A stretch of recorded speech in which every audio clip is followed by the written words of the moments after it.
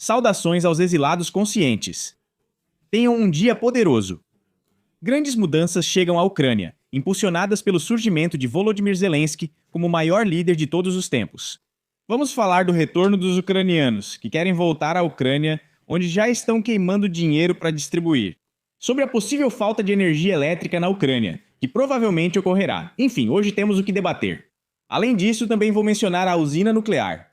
A usina nuclear de Zaporizhzhia, sobre a qual também se fala muito, e não é à toa. Primeiro, deixa eu mostrar para vocês o que está acontecendo nessa segunda Suíça neste momento. Em Kiev, agora são policiais, e não mais funcionários do TCK, que estão pacificando as pessoas. Eles que deveriam proteger e ser pagos com os impostos dos ucranianos, já começaram a agir até contra os cidadãos. Bem ali, no começo da noite, em plena rua, sob os olhares de, provavelmente, centenas de pessoas, algumas das quais, para ser justo, tentaram libertar o cidadão, mas não conseguiram. Ele foi levado embora e ainda por cima borrifaram spray nos cidadãos.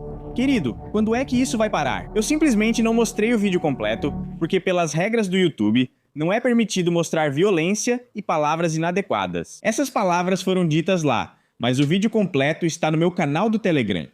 Aqui está o código QR.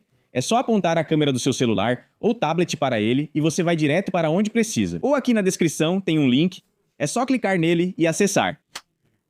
E não se esqueça de se inscrever neste canal. Claro, então, o que está acontecendo aqui? O seguinte está acontecendo. Foi realizada uma reunião especial. Olhem só, 4 milionários felizes, um deles, provavelmente, é até bilionário, aquele que está sentado de costas, isso é entre prefeitos. Um cidadão dos Estados Unidos, cuja família inteira mora nos Estados Unidos e os imóveis também ficam nos Estados Unidos, vive lá. США и недвижимость тоже в США. Budanov, o chefe do gabinete do presidente e o ex-primeiro-ministro estão discutindo o futuro da Ucrânia. Shmyhal. Esse Shmyhal, não importa onde colocar a ênfase, não vai adiantar, nada de bom acontece, não faz diferença. Então nessa reunião maravilhosa, onde estavam todas essas pessoas de preto, que lembrava outra coisa, foram discutidos 43 pontos-chave, algo assim. Direções, diplomacia é a primeira, a nossa é a maior do mundo, porque esse biga está por trás de toda a diplomacia. Esse cidadão aqui, com um colete à prova de balas portátil para a cabeça. É importante proteger a cabeça, pois um especialista em inglês deve se cuidar e domina o idioma com excelência. O segundo é o Frente Humanitária, afinal, como gastar a verba do orçamento? Essa é uma tarefa humanitária e um novo apoio do governo. Além disso, parte das decisões acontece fora do espaço público. Como dizia Masyachuk, nossas decisões eram expostas antes, era tudo público, mas agora nada mais é mostrado aqui. O primeiro passo é a diplomacia. Segundo o presidente, ele mantém contato quase diário com representantes do presidente dos Estados Unidos e parceiros europeus. Pode ficar com eles assim, vamos tirar esse colete à prova de balas portátil daqui. Você pode estar em contato a cada minuto. Mas o principal, na verdade, não é quanto você se comunica com alguém ou quais ações você realiza, mas sim a eficácia dessas ações.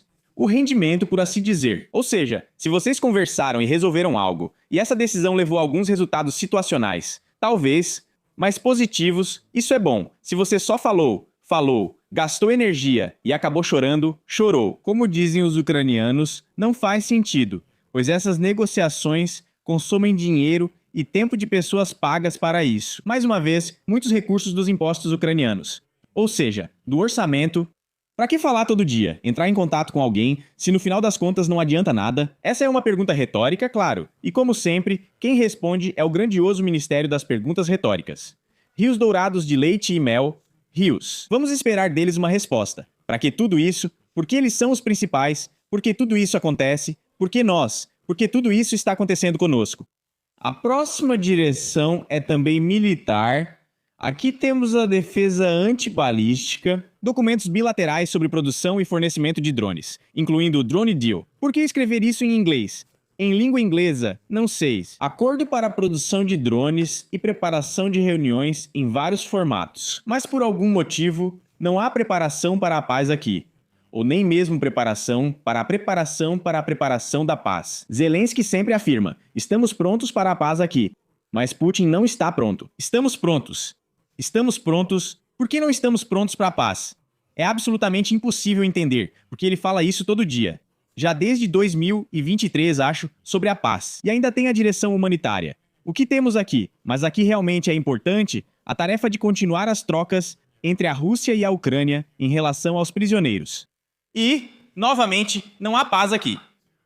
E o terceiro ponto diz respeito a novas decisões em apoio à Ucrânia, principalmente no setor de energia. O setor de energia está tão crítico que pode colapsar em breve e decisões importantes estão sendo preparadas. Mas aqui também vemos de novo, novas fotos. Eu não sei como as pessoas na Ucrânia reagem a esse tipo de foto, mas se eu fosse jornalista, eu não publicaria isso. Ou seja, as pessoas vivem lá, alguns em casas ou cidades destruídas, alguns não têm nem comida ou roupa. Lá, os comentaristas escreveram que a situação na Ucrânia chegou a tal ponto que agora compram roupas para uma família de 4 pessoas de uma vez. E aqui publicam esses milionários que aparecem sentados diante de postes de luz, gramados verdes, cuja manutenção, novamente, exige uma enorme quantidade de recursos. E lá eles conversam sobre alguma coisa, bebendo uma água, ou talvez nem seja água, mas aí já não interessa mais.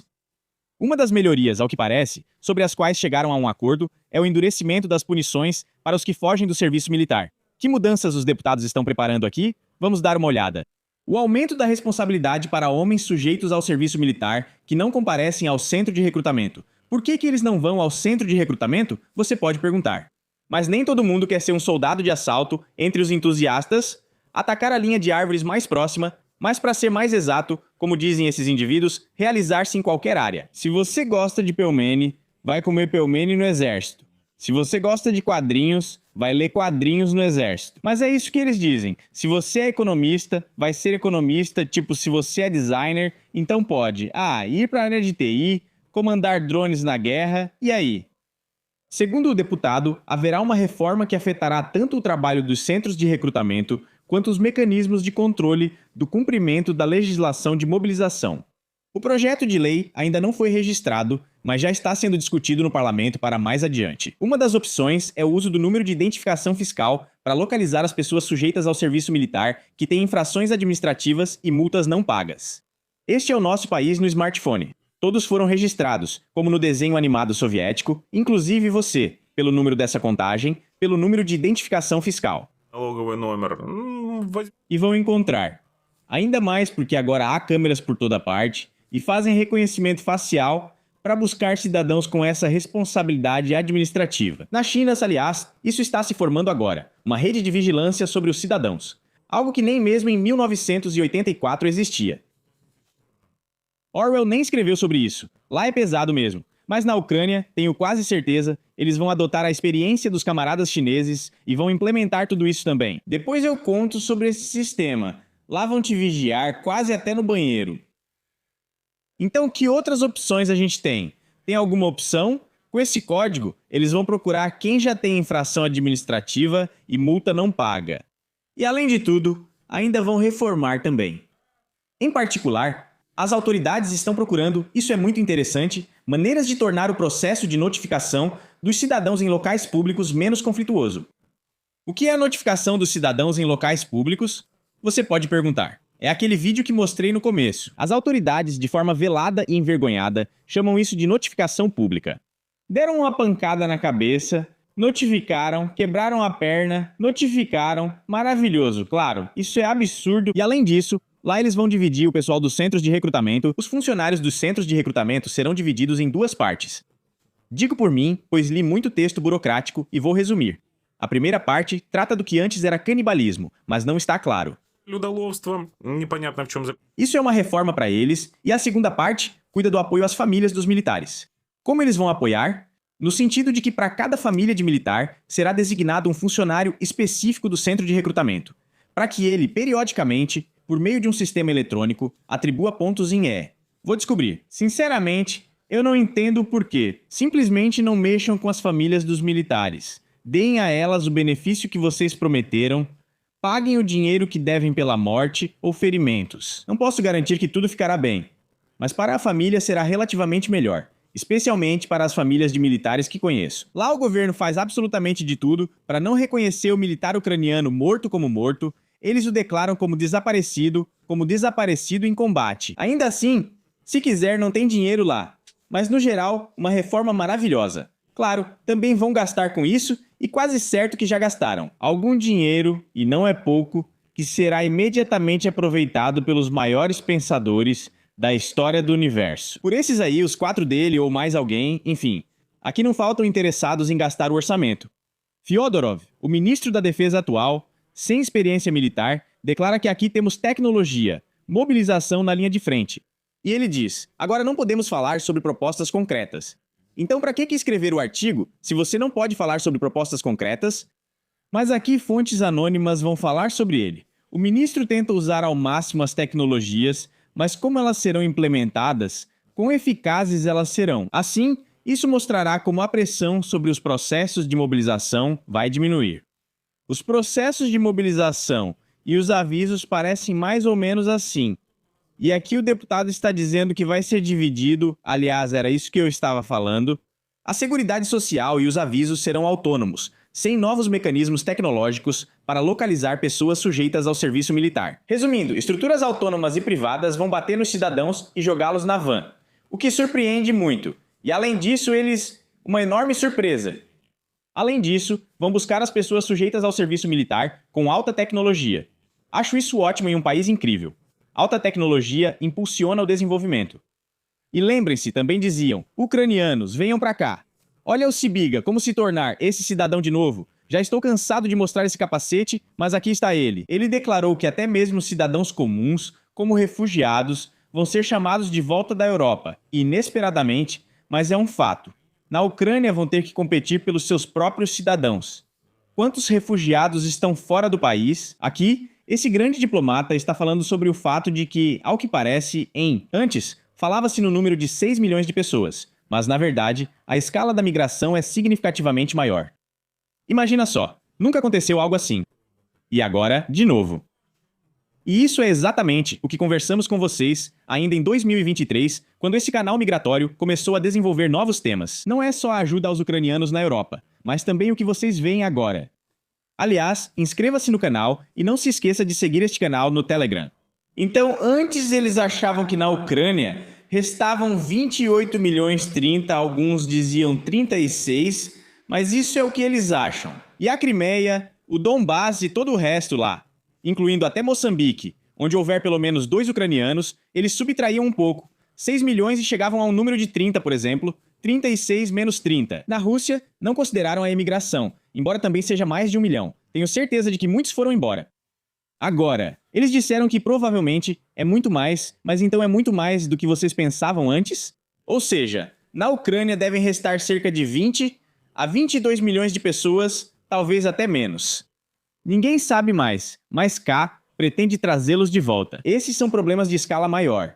Na Ucrânia há um enorme desafio com sérias consequências para a economia, mercado de trabalho, demografia e reconstrução pós-guerra. Então vocês mesmos estão reconstruindo quem levou o país, sim, a esse estado, o povo, será? Não, vocês levaram e agora reconstruam. Chamem seus filhinhos para ajudar. Lá, cada um em um lugar. Uns fazem carreira no Reino Unido, outros estão de férias no Haiti ou em algum lugar na ilha de Goa, com todo tipo de gente interessante. Pois é, com todos esses filhos, reconstruam, usem colares e trabalhem duro com suas próprias mãos e paz. Agora vamos trazer de volta os ucranianos que vivem há anos no exterior e pedir para reconstruírem a destruição que causamos. E novamente, eles vão abocanhar o orçamento destinado à reconstrução do país. As autoridades ucranianas dizem que já estão enfrentando escassez de mão de obra em muitos setores. É surpreendente também, mas é um fato, e o Sibiga diz o seguinte: para nós, isso realmente se torna um desafio de segurança. E o Estado está trabalhando em um conjunto de medidas para estimular o retorno dos cidadãos. Sim, ninguém precisa de vocês com esses seus estímulos. Seria melhor estimular sua atividade mental nesses seus gânglios cerebrais, para que isso leve a pelo menos algum resultado positivo. Para o país, por enquanto, não são apenas negativos, e esse desenvolvimento negativo da economia do país também é muito perceptível.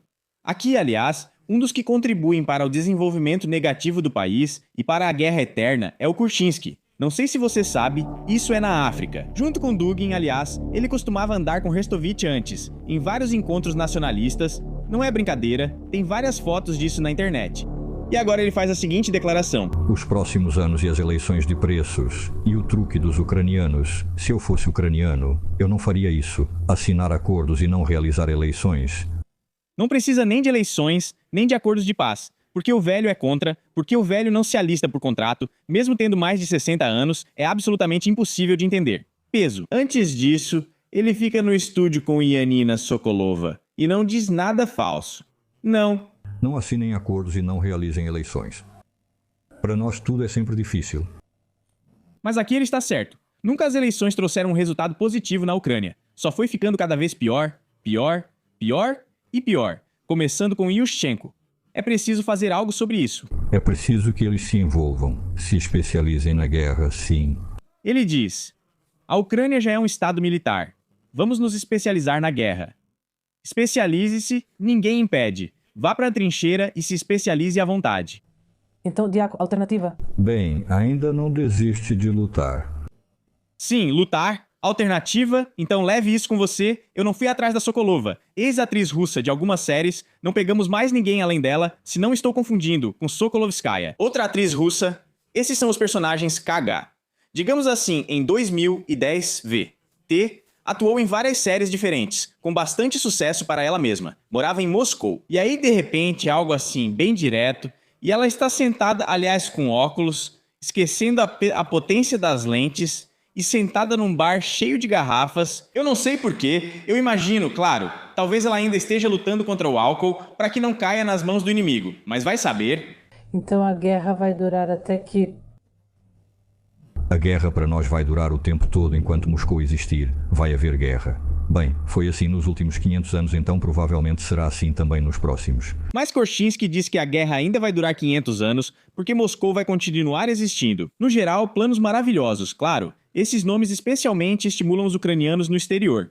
O cabelo vai para trás, todo mundo corre, até perde o chinelo. Só de tanta velocidade. Os ucranianos querem voltar para a amada pátria, onde esses tipos de malucos, que não lutam, chamam as pessoas comuns para lutar, preparar seus filhos e tudo mais. E além de tudo isso, ainda ficam esses pseudo-cossacos, de novo, vários heróis de barbearia, que já estão perguntando. E depois da guerra, vou perguntar ao meu vizinho.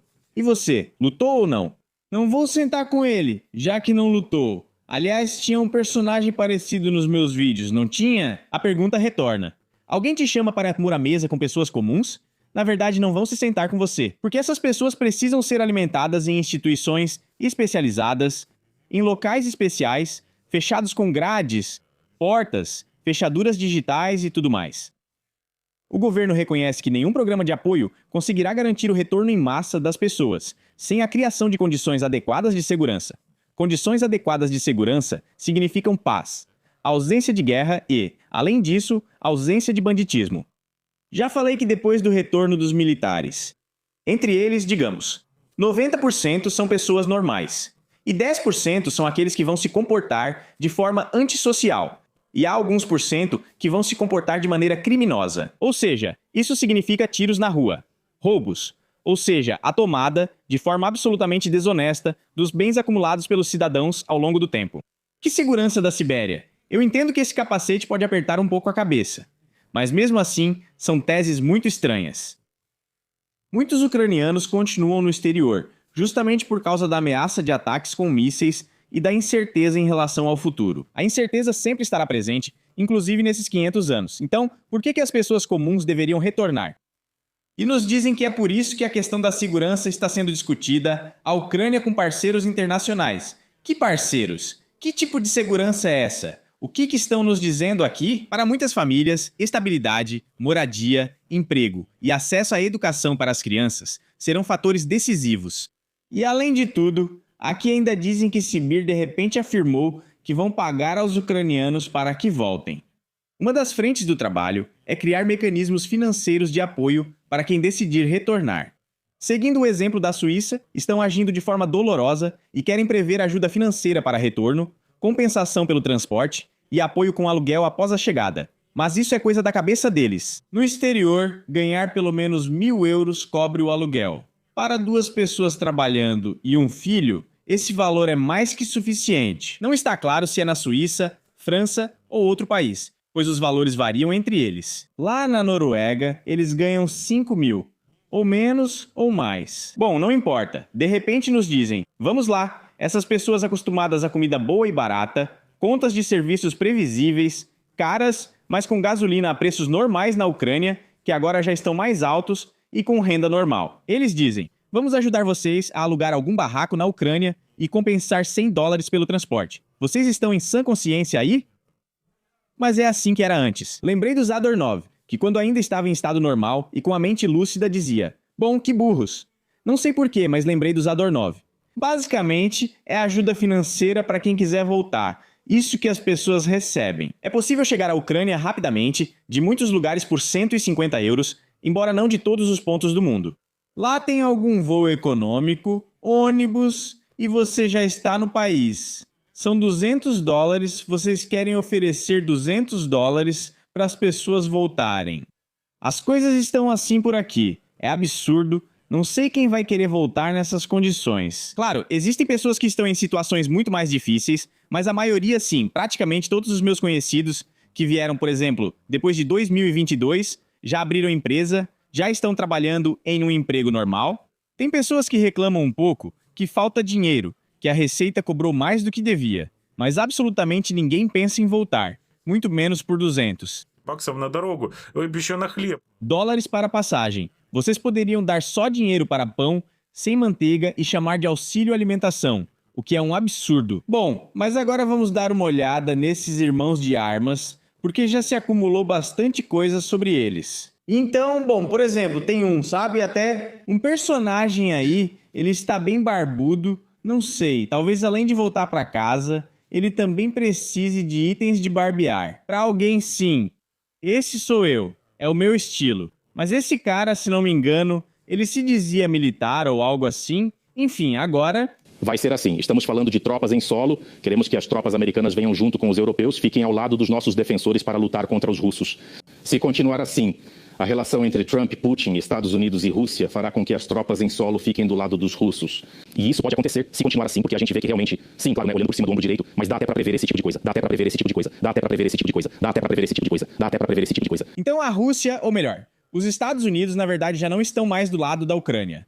Eu não sei, cara, se você viu as notícias dos últimos 2 anos ou não, mas parece que não. E aqui poderiam aumentar a capacidade novamente em Beytese. E aqui tem mais uma B-30 Beytese. Totica. Senhora. E ela está falando sobre esses ataques que a Rússia promete lançar contra a Ucrânia. Lá o Shoigu falou que os ataques de retaliação não são assustadores. E ele nem tem medo da Europa, porque enviou todos os seus diplomatas para a AIEA. Provavelmente no futuro a Ucrânia será o lugar mais seguro. Eles falam coisas e você pensa: de onde tiram isso? Inventam falas sozinhos, voltam de um restaurante, não muito sóbrios, e escrevem discursos para o dia seguinte. O que está acontecendo? De onde vem isso? Pelo menos vocês sabem se defender. O comandante Sirski afirmou que estamos prontos para ensinar nossos parceiros a resistir ao inimigo, lado a lado conosco. Sim, claro, os parceiros estão prontos para se defender. Claro, lá na Europa, quantos conhecidos meus, todos dizem que querem lutar, né? Mas todos disseram que ninguém vai lutar. Por exemplo, alemães conhecidos dizem: se chegar a esse ponto, temos economias e se algo acontecer, vamos embora por muito tempo, então lutem sem nós. Não exigiremos só mísseis, equipamentos ou recursos, pois a defesa da democracia mundial ocorre hoje na Ucrânia. Vocês vão dar? O que está acontecendo? A gente precisa de dinheiro e vocês não estão nos dando. Bom, enfim, é isso aí. Os ucranianos serão trazidos de volta com força total. Dizem que na Ucrânia está tudo ótimo e ainda oferecem remuneração em dinheiro. Você acredita? Para alugar um barraco e para voltar para a Ucrânia, essa é a ideia. Muito bem, até mais a todos. Depois da guerra, acho que já em 2 a 5 anos, mais provavelmente em 5, vocês nem vão reconhecer que esse país esteve em guerra. Eu acho que tudo vai prosperar, as empresas vão reabrir, os negócios vão se desenvolver rapidamente, o setor da construção vai crescer.